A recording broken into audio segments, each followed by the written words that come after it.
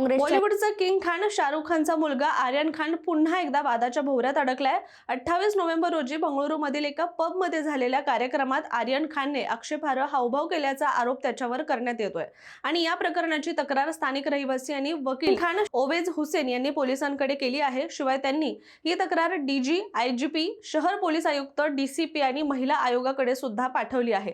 त्यांचा आरोप असा आहे की कार्यक्रमामध्ये अनेक महिला उपस्थित असताना सुद्धा आर्यन खानने मधलं बोट दाखवण्याचा आक्षेपार्ह हावभाव केलेला आहे आणि यामुळे महिलांचा अपमान झाला आणि सार्वजनिक ठिकाणी गोंधळ आणि अस्वस्थता निर्माण झाली आहे आणि अशा 3 कायद्यांचं उल्लंघन त्याने केलं असा आरोप सध्या केला जातोय।